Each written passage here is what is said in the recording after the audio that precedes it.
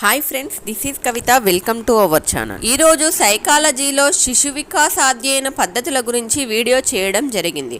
Okay friends, late చేయకుండా వీడియోలోకి వెళ్ళిపోదాం. క్వశ్చన్: ఈ క్రింది పద్ధతులలో వస్తునిష్టత అత్యధికంగా ఉండే శిశు వికాస అధ్యయన పద్ధతి ఏది? ఆప్షన్స్: 1 అంతఃపరిశీలన పద్ధతి, 2 ప్రయోగ పద్ధతి, 3 పరిశీలన పద్ధతి, 4 పరిపృచ్ఛ పద్ధతి.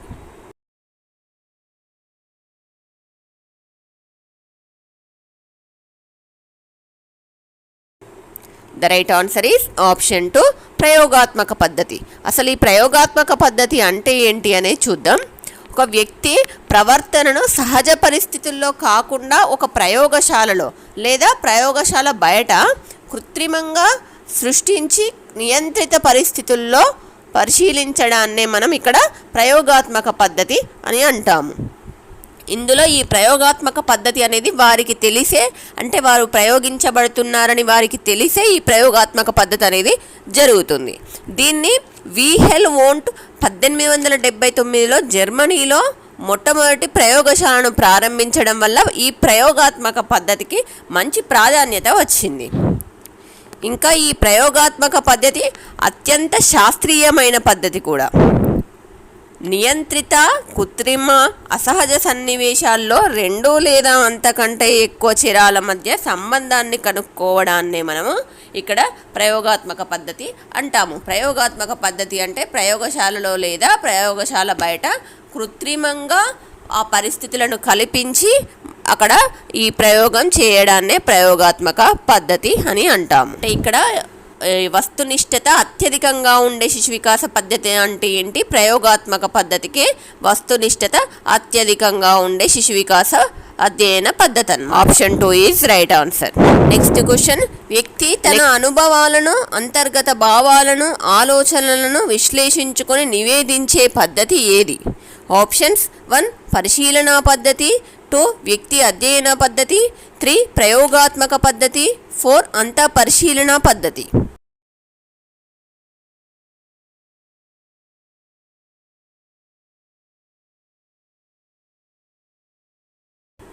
The right answer is option 4 అంతఃపరిశీలన పద్ధతి లేదా అంతఃపరీక్షణ పద్ధతి అని కూడా అంటారు. ఒక వ్యక్తి అనుభూతులు కలిగినప్పుడు తనకి తాను పరీక్షించుకోవడాన్నే ఇక్కడ అంతఃపరిశీలన పద్ధతి అని అంటాము. అంతఃపరిశీలన పద్ధతిని సెయింట్ అగస్టిన్ ప్రవేశపెట్టారు. అంటే ఫర్ ఎగ్జాంపుల్ వచ్చేసి ఇక్కడ అంతఃపరిశీలన పద్ధతికి ఎగ్జాంపుల్ చూద్దాం. మనకు ఒక చేయి మోచేతి మీద సూదితో గుచ్చుకుంది అనుకుందాం.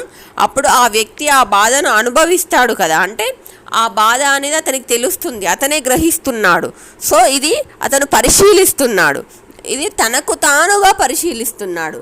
అంటే దీనినే మనము ఇక్కడ అంతఃపరిశీలన పద్ధతి అని అంటాము. ఇక్కడ క్వశ్చన్ ఏంటి? వ్యక్తి తన అనుభవాలను, అంతర్గత భావాలను, ఆలోచనలను విశ్లేషించుకొని నివేదించే పద్ధతినే ఇక్కడ అంతఃపరిశీలన పద్ధతి అని అంటాము. So option 4 is right answer. Next question: ప్రయోక్త నిర్వహించే ప్రయోగాత్మక పరిస్థితులకు గురికాని సమూహం ఏది? ఆప్షన్స్: 1 నియంత్రిత సమూహము, 2 అయాదృచ్ఛిక సమూహము, 3 ప్రయోగాత్మక సమూహము, 4 యాదృచ్ఛిక సమూహము.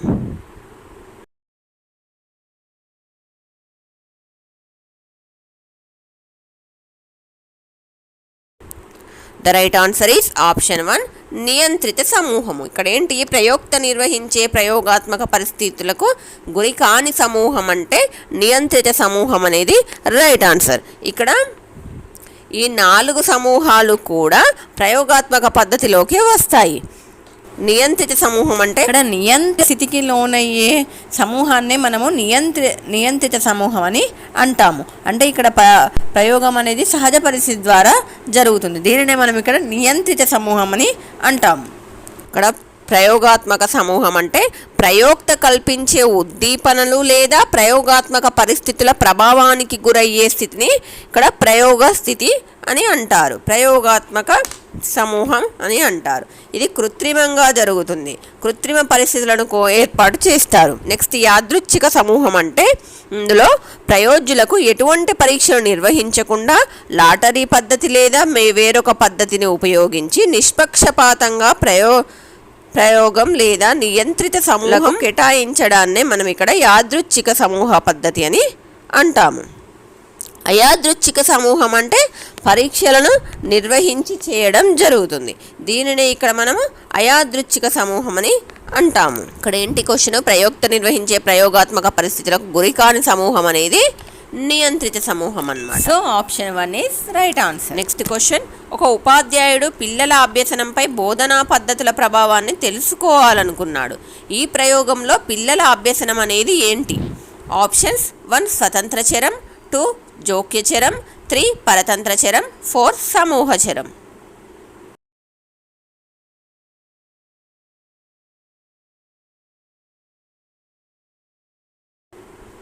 The right answer is option 3 పరతంత్ర చరం. ఇక్కడ ఏంటి, ఒక ఉపాధ్యాయుడు పిల్లల అభ్యసనంపై బోధనా పద్ధతుల ప్రభావాన్ని తెలుసుకోవాలనుకున్నప్పుడు ఈ ప్రయోగంలో పిల్లల అభ్యసనం అనేది పరతంత్ర చరం అవుతుంది. ఈ చరాలన్నీ కూడా మనకి ఏ పద్ధతి కిందకి వస్తాయంటే ప్రయోగాత్మక పద్ధతి కిందకి వస్తాయి. ఈ చరాలన్నీ కూడా ఇక్కడ మనం చూద్దాం ఒకసారి ఆప్షన్స్. స్వతంత్ర చరం అంటే ఏంటి అంటే ప్రయోగం జరిగేటప్పుడు ప్రయోక్త తన ప్రయోగానికి అనుగుణంగా మార్చే చరాన్నే స్వతంత్ర చరం అని అంటారు. ఇక్కడ ఏంటి, ఒక ఉపాధ్యాయుడు పిల్లల అభ్యసనంపై బోధనా పద్ధతుల ప్రభావాన్ని తెలుసుకోవాలనుకున్నాడు అంటే ఇందులో మనకు స్వతంత్ర చరం అనేది ఉపాధ్యాయుడు అనేది స్వతంత్ర చరం అవుతుంది. సో ఉపాధ్యాయుడు పిల్లల అభ్యసనంపై బోధనా పద్ధతుల ప్రభావాన్ని తెలుసుకోవాలనుకున్నప్పుడు ఉపాధ్యాయుడు స్వతంత్ర చరం అనేది అవుతుంది. ఇందులో పరతంత్ర చరం అనేది ఏమవుతుందంటే పిల్లల అభ్యసనం అనేది పరతంత్ర చరం అవుతుంది. ఇక్కడ స్వతంత్ర చరాలు అంటే ప్రయోక్త ఆధీనంలో మాత్రమే ఉంటాయి. ఫర్ ఎగ్జాంపుల్ ప్రజ్ఞ, ప్రకల్పన పద్ధతులు ఇవన్నీ కూడా మనకి ఇక్కడ స్వతంత్ర చరాల కిందకి వస్తాయి. పరతంత్ర చరాలు అంటే మాత్రం స్వతంత్ర చరాల ఉనికిని అంటే ప్రయోగం వల్ల మార్పు చెందే చరాలను మనం ఇక్కడ పరతంత్ర చరాలు అని అంటున్నాం. సో ఇక్కడ ఎగ్జాంపుల్ ఏంటి, విద్యార్థుల సాధన, నైతిక విలువలు అనేటివి పరతంత్ర చరాలకు ఎగ్జాంపుల్. ప్రయోగంలో పరతంత్ర చరం అనేది ఒక ఫలితం అవుతుంది. నెక్స్ట్ ఆప్షన్ ఏంటి, జోక్యచరం అంటే చూద్దాం. జోక్యచరం అంటే స్వతంత్ర చరంతో పాటు వేరే అంశాల వల్ల కూడా పరతంత్ర చరంలో కూడా మార్పు వస్తే ఆ వేరే అంశాన్నే మనం ఇక్కడ జోక్యచరం అంటాం అన్నమాట. అంటే స్వతంత్ర చరంతో పాటు వేరే అంశాల వల్ల కూడా పరతంత్ర చరంలో కలిగే మార్పునే మనం ఇక్కడ ఆ వేరే అంశం ఏదైతే ఉంటుందో దానినే మనం ఇక్కడ జోక్యచరం అని అంటాము. ఫర్ ఎగ్జాంపుల్ ప్రజ్ఞ, కుటుంబం, ఆ కుటుంబం యొక్క ఆర్థిక స్థితి, ఇలాంటివన్నీ అంటే విద్యార్థి యొక్క ఆరోగ్య స్థితి, ఇలాంటివన్నీ కూడా మనకి ఇక్కడ జోక్య చరాలు అవుతాయి అన్నమాట. ఈ జోక్య చరాలు అనేవి ఉద్దీపనకు కానీ ప్రతిస్పందనకు కానీ మధ్యలో వచ్చి ప్రయోజని పరతంత్ర చరంపై ప్రభావాన్ని చూపడం అనేది జరుగుతుంది. ఇక్కడ ఏంటి, జోక్య చరాలు ఉద్దీపనకు కానీ ప్రతిస్పందనకు కానీ మధ్యలో వచ్చి ప్రయోజన పరతంత్ర చరం మీద ప్రభావం అనేది చూపడం జరుగుతుంది. పరతంత్ర చరం అనేది ఏంటి, ఇక్కడ ఫలితం అన్నమాట. ఈ ప్రయోగంలో పరతంత్ర చరం అనేది ఒక ఫలితం, దాని మీద ప్రభావం అనేది చూపడం జరుగుతుంది. పిల్లల అభ్యసనంపై బోధనా పద్ధతుల ప్రభావాన్ని ఉపాధ్యాయుడు తెలుసుకోవాలనుకున్నాడు కాబట్టి ఇక్కడ ఉపాధ్యాయుడు అనేవాడు మనకి ఇక్కడ స్వతంత్ర చరం అవుతుంది. పిల్లల అభ్యసనం అనేది పరతంత్ర చరం అవుతుంది. ఇక్కడ మధ్యలో జోక్యం చేసుకునే చరాలు అంటే ఇక్కడ ఇందాక చెప్పాను కదా, ఈ స్వతంత్ర చరంతో పాటు వేరే అంశాల వల్ల కూడా పరతంత్ర చరం అనేది ఎఫెక్ట్ అవుతుంది కదా, ఆ వేరే అంశం ఏదైతే ఉంటుందో అది జోక్య చరం అవుతుంది.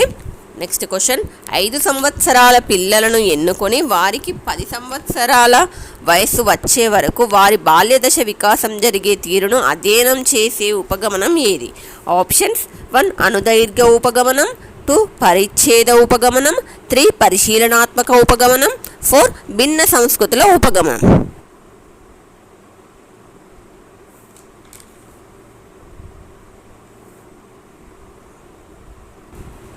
The right answer is option 1 అనుదైర్ఘ్య ఉపగమం. ఇక్కడ ఏంటి, 5 సంవత్సరాల పిల్లలను ఎన్నుకొని వారికి 10 సంవత్సరాల వయసు వచ్చే వరకు వారి బాల్యదశ వికాసం జరిగే తీరును అధ్యయనం చేసే ఉపగమం అంటే అనుదైర్ఘ్య ఉపగమం అవుతుంది. లేదా దీనినే మనము ఆయుధ పద్ధతి అని లేదా దీర్ఘకాల అధ్యయన పద్ధతి అని, దీనినే అనుదైర్ఘ్య ఉపగమం అని పిలుస్తారు. ఒక వికాసాన్ని మానవ వికాస దశల్లో లేదా ఒకే రకంగా ఉన్న సమూహం మీద క్రమ పద్ధతిలో దీర్ఘకాలం జరిగేటటువంటి ఈ ప్రయోగాన్ని మనము దీర్ఘకాలాధ్యయన పద్ధతి అని లేదా అణుదైర్ఘ్య ఉపగమం అని అంటారు. ఒకే రకానికి చెందిన వ్యక్తులపై ఒకే సమయంలో చేసే ఈ పరిశోధననే మనం ఇక్కడ అణుదైర్ఘ్య ఉపగమం అని అంటాము. ఇక్కడ option 1 is right answer. Next question, Pavlov, Skinner, Thorndike, Kohler ప్రయోగాలు చేసేటప్పుడు అనుసరించిన పరిశీలనా పద్ధతి ఏది? ఆప్షన్స్ 1 సహజ పరిశీలన, 2 నియంత్రిత పరిశీలన, 3 సంచరిత పరిశీలన, 4 అసంచరిత పరిశీలన.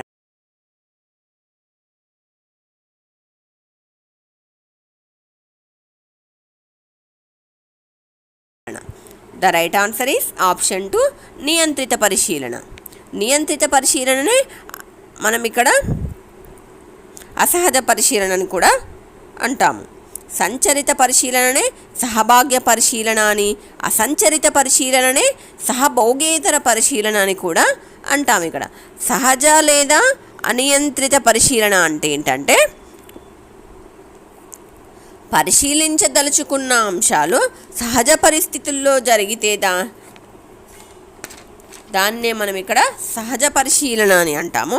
ఫర్ ఎగ్జాంపుల్ వచ్చేసి క్లాస్ రూమ్లో ఉపాధ్యాయుడు లేని టైంలో విద్యార్థులు ఎలా ప్రవర్తిస్తున్నారనేది గది బయట నుండి ఉపాధ్యాయుడు పరిశీలించినట్లయితే దానినే మనం ఇక్కడ సహజ పరిశీలన లేదా అనియంత్రిత పరిశీలన అని అంటాము.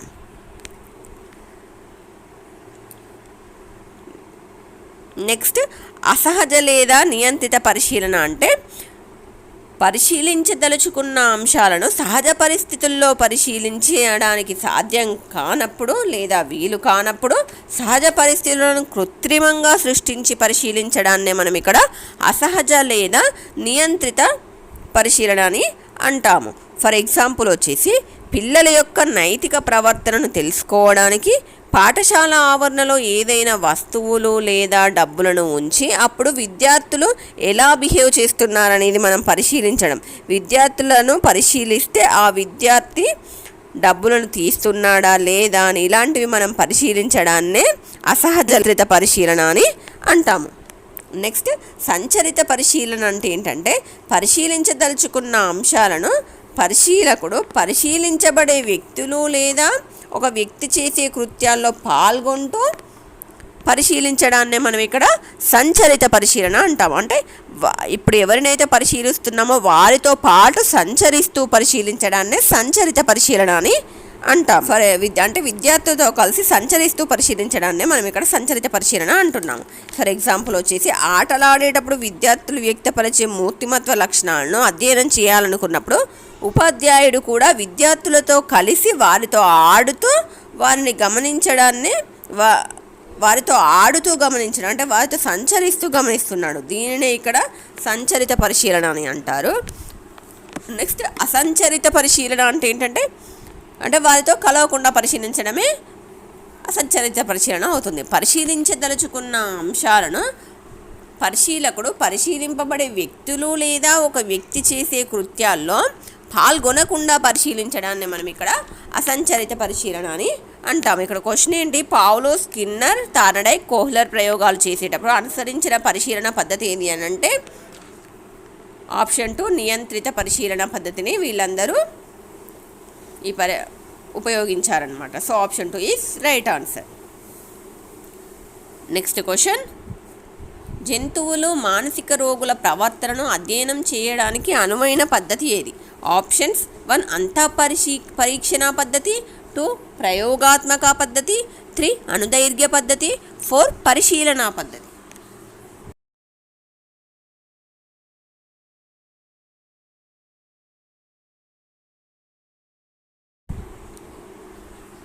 The right answer is option 4 పరిశీలన పద్ధతి. పరిశీలన పద్ధతి అంటే ఏంటి అంటే ఒక వ్యక్తి బాహ్య ప్రవర్తనను నిశితంగా గమనించి అందులో జరిగే మార్పులను నమోదు చేయడమే పరిశీలన పద్ధతి అని అంటాం. ఇక్కడ జంతువులు మానసిక రోగుల ప్రవర్తనను అధ్యయనం చేయడానికి అనువైన పద్ధతి అనేది ఇక్కడ ఆప్షన్ 4 పరిశీలన పద్ధతి అనేది రైట్ ఆన్సర్. నెక్స్ట్ క్వశ్చన్, రాష్ట్రంలో మొదటి ర్యాంకు సాధించిన విద్యార్థిని తన అనుభవాలను చెప్పమనడం అనేది ఏ పద్ధతి? ఆప్షన్స్ 1 పరిశీలనా పద్ధతి, 2 పరిపృచ్ఛ పద్ధతి, 3 అంతః పరిశీలనా పద్ధతి, 4 వ్యక్తి అధ్యయన పద్ధతి.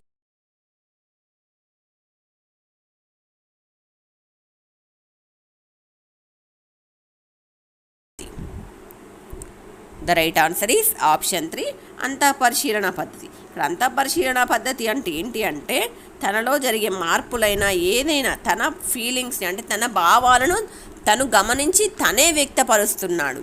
అంటే తన ఏదైతే భావాలను తనకు సంబంధించినవి తను పరిశీలించి ఏదైతే తనే చెప్తున్నాడో దానినే అంతఃపరిశీలన పద్ధతి అని అంటాం. ఇక్కడ క్వశ్చన్ ఏంటి, రాష్ట్రంలో మొదటి ర్యాంకు సాధించిన విద్యార్థి తన అనుభవాలను తానే చెప్పడం అనేది అంతఃపరిశీలన పద్ధతి అవుతుంది.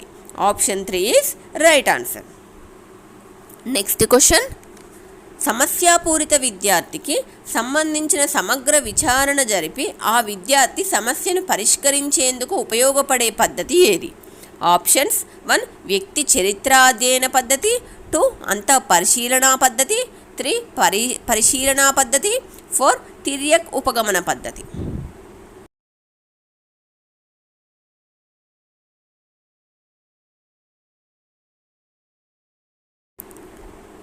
The right answer is option 1 వ్యక్తి చరిత్ర అధ్యయన పద్ధతి, లేదా దీనినే చికిత్సా పద్ధతి అని కూడా అంటారు.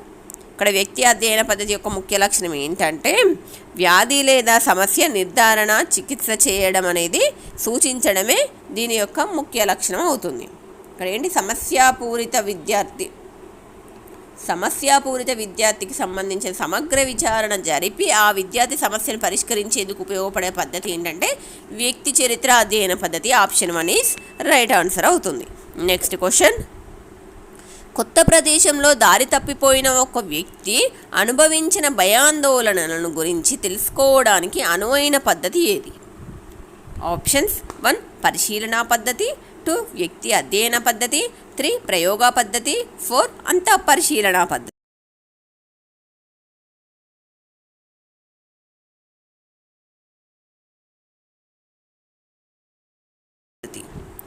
The right answer is option 4 అంతఃపరిశీలనా పద్ధతి అవుతుంది. వ్యక్తి ప్రదేశంలో దారి తప్పిపోయి ఒక వ్యక్తి అనుభవించిన భయాందోళనల గురించి తెలుసుకోవడానికి అనువైన పద్ధతి. అంటే తను ఒక ప్లేస్లో తప్పిపోయినప్పుడు అతను ఎలా ఫీల్ అయ్యాడు, అతని భావాలేంటి, భయపడ్డాడా, అంటే తను ఎలా ఉన్నాడు అనేది తనకు తానే చెప్తున్నాడు. అంటే తన ఫీలింగ్స్ తన భావాలని తనకు తానే చెప్తున్నాడు కాబట్టి ఇక్కడ ఇది ఏమవుతుంది, అంతఃపరిశీలనా పద్ధతి అవుతుంది. Option 4 is right answer. Next question, పిల్లల సాధనపై తల్లిదండ్రుల విద్యార్హతల ప్రభావం అనే అధ్యయనంలో తల్లిదండ్రుల విద్యార్హత అనేది ఏంటి? ఆప్షన్స్ 1 స్వతంత్ర చరం, 2 పరతంత్ర చరం, 3 జోక్య చరం, 4 సమూహ చరం. ఇందాకనే చరాల గురించి ఇక్కడ క్లియర్గా చెప్పుకున్నాం కదా. సో ఇక్కడ ఆప్షన్ ఏమవుతుంది? The right answer option 1 is స్వతంత్ర చరం అవుతుంది. పిల్లల సాధనపై తల్లిదండ్రుల విద్యార్హతల ప్రభావం అనే అధ్యయనంలో తల్లిదండ్రుల విద్యార్హత అనేది ఇక్కడ స్వతంత్ర చరం అవుతుంది. పిల్లల సాధన అనేది పరతంత్ర చరం అవుతుంది. పిల్లల పరిస్థితుల ప్రభావం అనేది ఇక్కడ జోక్య చరం అవుతుంది. నెక్స్ట్ క్వశ్చన్, ఒక ఉపాధ్యాయుడు పిల్లలు చదివే సమయానికి మరియు వారు పొందే మార్కులకు మధ్య గల సంబంధాన్ని కనుక్కోవాలనుకుంటున్నాడు. కానీ పిల్లల ఏకాగ్రతలో తేడాల వల్ల సరైన ఫలితాన్ని సాధించలేకపోయాడు. ఇక్కడ పిల్లల ఏకాగ్రత అనేది ఏమిటి? ఆప్షన్స్ 1 పరతంత్ర చరం, 2 స్వతంత్ర చరం, 3 జోక్యం చేసుకునే చరం, 4 ప్రయోగ రచన.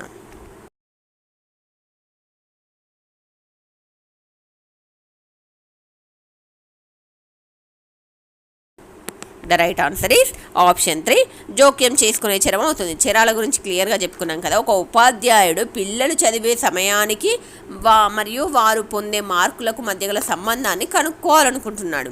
కానీ పిల్లల ఏకాగ్రతలో తేడాల వల్ల సరైన ఫలితాన్ని సాధించలేకపోయాడు. ఇక్కడ పిల్లల ఏకాగ్రత అనేది ఏమవుతుంది? ఇది జోక్యం చేసుకునే చరం అవుతుందన్నమాట. Option 3 is right answer. Next question, ఈ పద్ధతిలో పరిశీలించేవాడు పరిశీలింపబడేవాడు ఒక్కడే. దానిని ఏమంటారు? ఆప్షన్స్ 1 అంతఃపరిశీలన పద్ధతి, 2 పరిపృచ్ఛ పద్ధతి, 3 వ్యక్తి అధ్యయన పద్ధతి, 4 ప్రకల్పన పద్ధతి.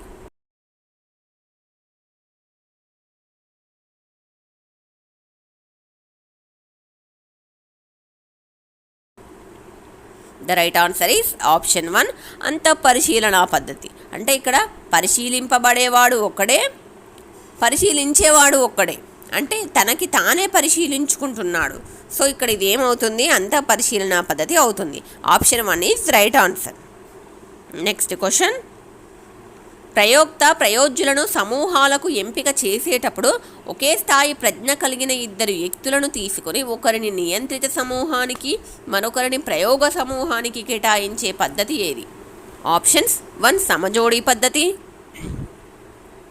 2 సమసమూహ పద్ధతి, 3 యాదృచ్ఛిక సమూహ పద్ధతి, 4 పరిభ్రమణ సమూహ పద్ధతి.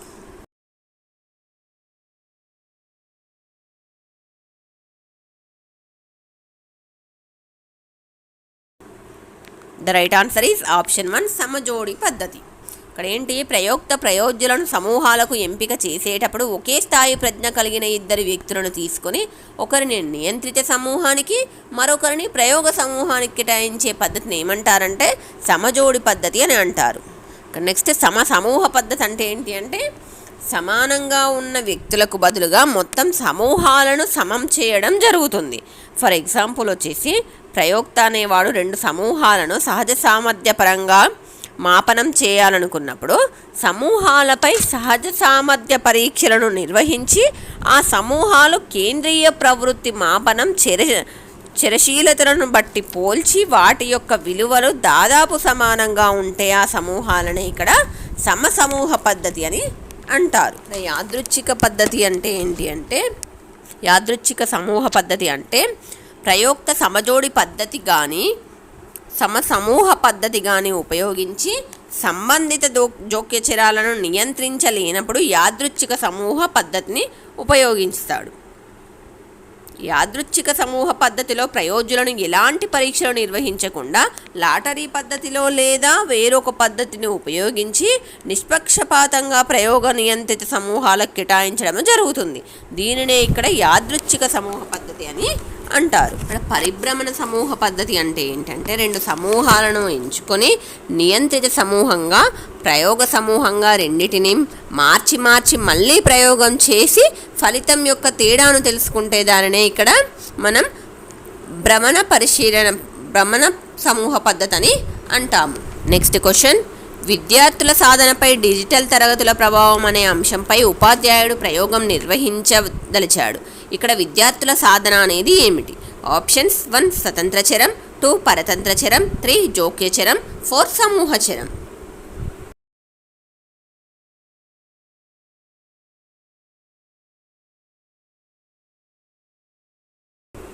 The right answer is option 2 పరతంత్ర చరం.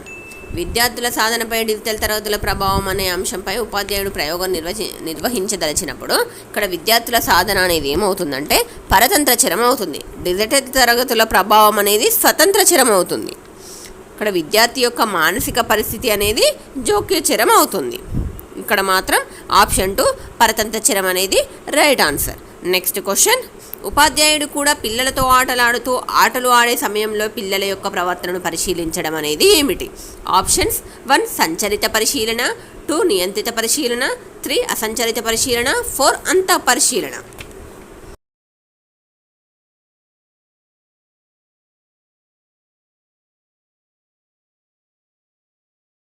The right answer is option 1 సంచరిత పరిశీలన. అంటే ఇక్కడ ఉపాధ్యాయుడు కూడా పిల్లలతో ఆటలాడే సమయంలో పిల్లల యొక్క ప్రవర్తనను పరిశీలిస్తున్నాడు, వాళ్ళతో పాటు సంచరిస్తున్నాడు. సో ఇక్కడ ఇది ఏమవుతుంది? సంచరిత పరిశీలన అవుతుంది. Option 1 is right answer. Next question, విద్యార్థుల వైఖరిపై వార్తాపత్రికల ప్రభావం అనే అంశంపై ఉపాధ్యాయుడు ప్రయోగం నిర్వహించాడు. ఇందులో విద్యార్థుల వైఖరి అనేది ఏమిటి? ఆప్షన్స్ 1 స్వతంత్ర చరం, 2 పరతంత్ర చరం, 3 జోక్య చరం, 4 సామూహిక చరం.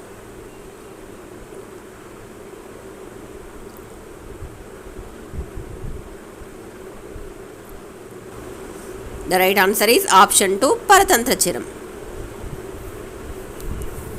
వార్తాపత్రికల ప్రభావం అనేది ఇక్కడ స్వతంత్ర చరం అయితే, విద్యార్థుల వైఖరిపై వార్తాపత్రికల ప్రభావం అనే అంశంపై ఉపాధ్యాయుడు ప్రయోగం నిర్వహించినప్పుడు విద్యార్థుల యొక్క వైఖరి అనేది పరతంత్ర చరం అయితే, వార్తాపత్రికల ప్రభావం అనేది ఇక్కడ స్వతంత్ర చరం అవుతుంది. So option 2 is right answer.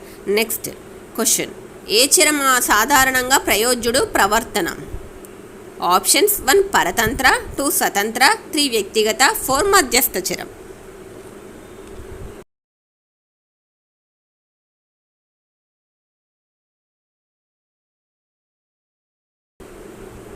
The right answer is option 1 పరతంత్ర చరం. ఏ చరం సాధారణంగా ప్రయోజ్యుడు ప్రవర్తన అంటే పరతంత్ర చరం. నెక్స్ట్ క్వశ్చన్, వ్యక్తి దీపం వెలిగిస్తూ చీకటి చూడటం, గిరగిరా తిరిగే బొంగరాన్ని ఆపి దాని వేగాన్ని కొలవడం లాంటిదని చెప్పగలిగే పద్ధతి ఏది? ఆప్షన్స్ 1 ప్రయోగ పద్ధతి, 2 పరిశీలనా పద్ధతి, 3 అంతఃపరీక్షణా పద్ధతి, 4 వ్యక్తి అధ్యయన పద్ధతి.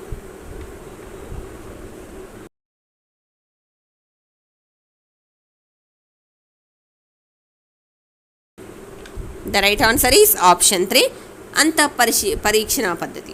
ఇక్కడ ఏంటి, వ్యక్తి దీపం వెలిగిస్తూ చీకటి చూడడం, గిరగిరా తిరిగే బొంగరాన్ని ఆపి దాని వేగాన్ని కొలవడం లాంటిదని చెప్పగలిగే పద్ధతి ఏంటంటే పరీక్షణ పద్ధతి అవుతుంది. ఆప్షన్ 3 అనేది రైట్ ఆన్సర్. నెక్స్ట్ క్వశ్చన్, ఏ పరిశోధనా పద్ధతిలో కార్య ఫలిత సంబంధంను పటిష్టంగా నిరూపించవచ్చు? ఆప్షన్స్ 1 వ్యక్తి చరిత్ర పద్ధతి, 2 ప్రయోగాత్మక పద్ధతి, 3 పరిశీలన పద్ధతి, 4 ఇంటర్వ్యూ పద్ధతి.